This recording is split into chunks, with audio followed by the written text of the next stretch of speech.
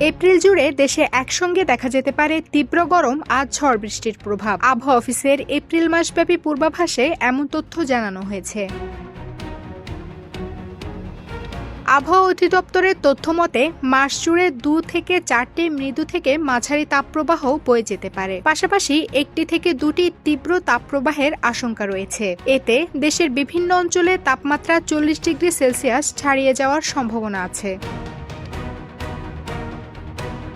এছাড়া মৃদু তাপপ্রবাহে তাপমাত্রা থাকবে 36 থেকে 37.9 ডিগ্রি, মাঝারি তাপপ্রবাহে 38 থেকে 39.9 ডিগ্রি এবং তীব্র তাপপ্রবাহে তা 41 ডিগ্রি সেলসিয়াসের কাছাকাছি পৌঁছাতে পারে। এদিকে বঙ্গোপসাগরে সৃষ্টি হতে পারে 1টি থেকে 2টি লঘুচাপ। এর মধ্যে একটি নিম্নচাপ বা ঘূর্ণিঝড়ে রূপ নিতে পারে বলে জানায় আবহাওয়া অফিস।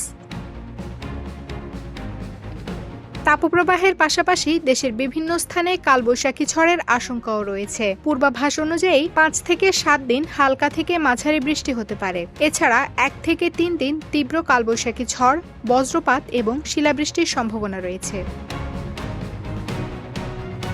Campus Times desk.